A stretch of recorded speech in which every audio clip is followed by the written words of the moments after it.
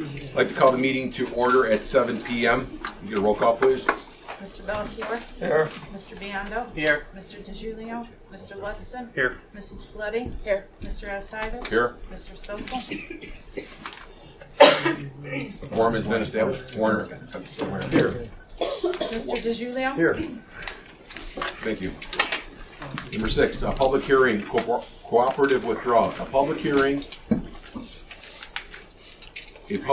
is to be held prior to the withdrawal from the cooperative within the time frame established by the Board of Education. Guests wishing to address the board regarding the cooperation withdrawal will be given the opportunity to do so at this time.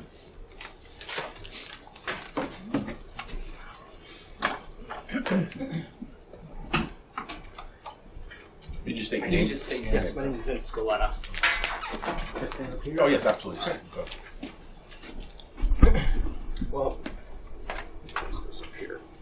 Good evening, my name is Vince Scaletta. I'd like to thank you for giving me the opportunity to speak tonight. My son Marco, who's turning 8 on Saturday, is in the 2nd grade and he's in his 3rd year at Anger School, which is the school he goes through the LASEC Cooperative. Having a child with developmental disabilities is challenging, just like raising any child. When you start to deal with the issues with school, special needs schooling, outside therapies, and pretty much everything that comes with it, it does start to get a little stressful. We feel very fortunate that District 80 has been part of LASEC, and it's been a huge benefit for our son to attend Anger these last 3 years. These children, they have different issues, and it's much more complex than a typical child deals with. The services, the program, the staff at Anger, they've really done a great job with their development. And I'm sure Dr. O'Malley and Val, they feel they could put a great program in place over these next few months and somewhere to place these kids. With the resources that Anger has at their disposal and available for these kids, it makes other therapeutic schools envious. And over these last few weeks, I've spoken to LASIK board members, I've spoken to child school advocates, I've talked to special needs attorneys, I've talked to speech and occupational therapists, I've talked with other people in the community that just work with special needs children, and they all say the same thing. They say there's no other school out there like Anger. They rave about what Anger's done, they rave about the level that they've done it at for such a long time, and the most important thing for these kids is getting them the best resources available and just continuing their further development. Along with a lot of other parents, I continue to ask, why is District 80 pulling out of LASIK? First, we're told is inclusion. Help these kids to see typical children, help those typical children see special needs children. We're given kind of an example of the bagger at the grocery store. It's become clearer and clearer that very few of these children in this Anger right now are going to be going to any District 80 school. This decision doesn't really seem to have anything to do with inclusion. The other thing we were told is that we could create a better school, or even the same or better school here in District 80 than what Anger has. And most of these children, they're probably not going to come to a District 80 school. They're going to be going to another school. And between that and the school year starting in 6 months and so much up in the air, I find it hard to believe that there's going to be a good program that's going to beat what's currently in place for these special needs children. And besides not giving a good reason as to why the change, the process has been really, really frustrating. We've been working with Val and working with Dr. O'Malley, and I feel that it's always in the best interest of the school, and that's it. It's not the children that are mine. The way that this withdrawal was actually brought up to us, we were at my son's placement meeting, and after about 2 hours of discussing progress, goals, a game plan, Val came and delivered the news. After the meeting, I already left, his teachers all left the building, and we were just told he's not going to be going to the school anymore. So that was basically how it was delivered. I really feel a lot of this is done just to kind of fly under the radar, and that there's no issue at the time when it's brought up. I know his teachers would have disagreed, we would have disagreed, and it was kind of something brought up after the fact. We then started letting the other parents that are affected know about this. We told them what we learned that afternoon. We started asking questions, and only at that point did Val and Dr. O'Malley call a meeting to tell us, we're going to let you know now what's really going on. It was really reactive. None of this has really been proactive. And while it was packaged as a meeting to give us an update, it was clearly just to kind of make sure to cover their bases. A couple other things. After about a month, another update was called And basically it was after all the school boards that voted whether to withdraw or allow the withdrawal had voted. And this is when New Horizon Day School came in. They presented to us as them being another option. We continued to ask Dr. O'Malley why. He actually made a comment and said, he personally said this, Anger doesn't want your kids there. I pushed and I asked why, or we kind of questioned why, me and another father, and we were told I misspoke, and that he just kind of moved on. It's just one of the many times that I just lost trust in this whole process. It's been really frustrating. After that January 30th meeting, we were told we'd get an email from Val to tour New Horizon, look at placement meetings. I didn't hear from Val, and I didn't hear from Dr. O'Malley until last week. It was 18 days later, and she immediately responded, let me know she was sick, which I totally understand. But at no point over those 3 weeks did Dr. O'Malley or Val reach out to us and let us know. We were expecting a call immediately, got no response. And it's kind of just furthered the frustration with the whole process. Even this meeting tonight, it seems like just to check a box. Having an open forum after the board already approved the withdrawal, I mean, it doesn't make sense. Or having an open forum after the vote of all the LASEC schools already voted, it doesn't really make sense to have an open forum. Or to have an open forum the night that you're basically looking to approve 9 special education teachers and a speech therapist, it just seems to be out of order, and nothing aligns for the families. It just really aligns with what the district wants to get done. And it doesn't really matter what we feel.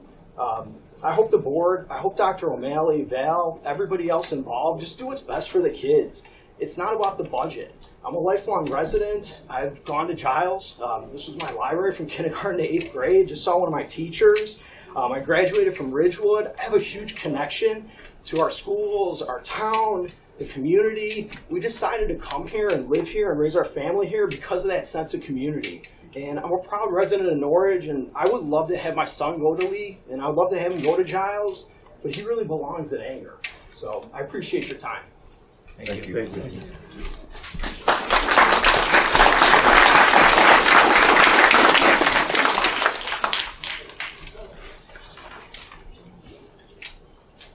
Would anyone else like to address the board?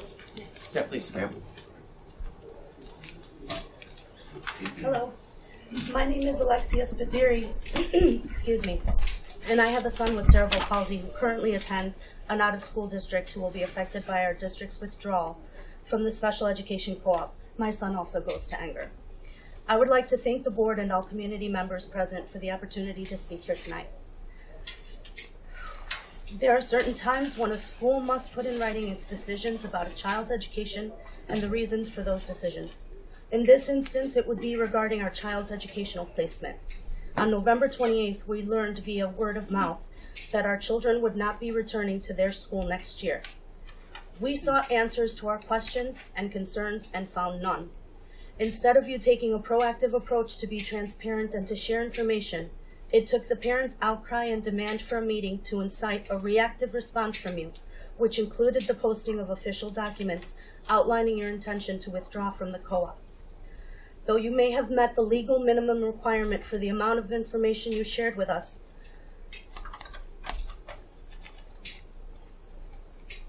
I can tell you your actions have been perceived as backhanded and disrespectful. As humans, we have a moral obligation to one another to trust the acts are done in good faith. It is unfortunate that allowing this process to unfold in the manner that has demonstrated a disregard in dealing with your community's demographic of children with significant disabilities. You are now tasked with upholding your responsibility to do right by these kids. The Individuals with Disabilities Education Act presumes that the first placement option considered for each child with a disability is the general education classroom in the school the child would attend if he or she did not have a disability. When a general education class setting is not the most appropriate for a child, then other options such as resource rooms, special classes, special schools, or home instruction must be considered for placement. Regardless of placement, there are 3 general areas included in the child's right to free appropriate public education: general education, non-academic activities, and extracurricular activities. Our current school placement, which is Anger, meets every one of those areas and every one of those needs for our kids. As the end of this school year rapidly approaches, we are not yet one step closer to answering the why and the where. Why is out-of-district placement up for my son now such a concern that is worth uprooting him? And where will he be going come next school year? We were told that we will have a problem that is quote-unquote the same, if not better, than the one we have now. The options provided have not lived up to that statement. I do understand that you are in the difficult position of having to find a balance between varying views and finding the right course of action for serving the overall public good. By virtue of legal minimums, you control the level of transparency you choose to have, but you will come to find that the success of your vision will be greatly dependent on your ability to establish trust and respect throughout the community you serve. I commend your newfound zeal in trying to address the needs of all your special education demographic, but I ask that it not be at the cost of the few whose disabilities limit the opportunities available to them. Thank you.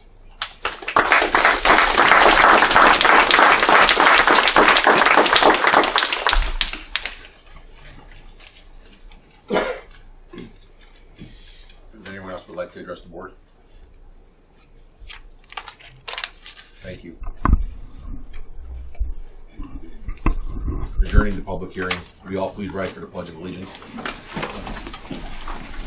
Pledge allegiance To the flag of the United States of America and to the republic for which it stands, one nation, under God, indivisible, with liberty and justice for all.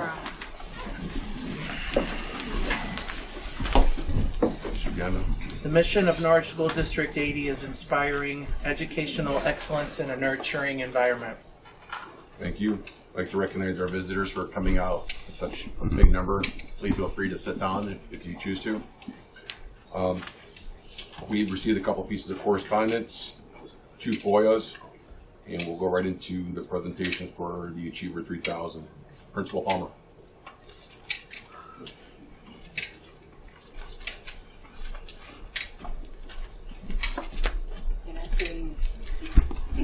Audience communication beforehand. Audience communication beforehand. No. No, that's Okay. Sorry. You might. no worries. We're not going anywhere. Okay. It's okay, it's a bigger audience to celebrate some good news. And certainly the teachers from Giles should be proud of themselves, so that's good. So several months ago, we were here discussing a program called Achieve 3000. And the board chose to support this initiative here at Giles and subsequently over at Lee. I wanted to give you an update on what was going on so far and let you know how things are going to proceed into the future. Achieve 3000 is directly addressing the need to raise our children's ability to read informational texts. This is an incredibly important program and an incredibly important thing, as I told the eighth graders just today and preach whenever I can.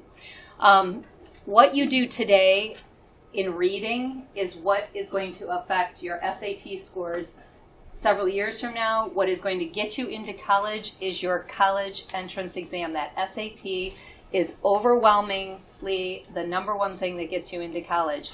We have a sub today, Dr. Birnbaum, who actually is a professor of special education, and he was as if I was preaching to the choir. He was amening me from the front of the room, talking about how important it is for our students to read informational text that's challenging to them. So I asked the students, how often do you go home, find something to read that is challenging to you, and sit there and slog through it for 40 minutes to an hour?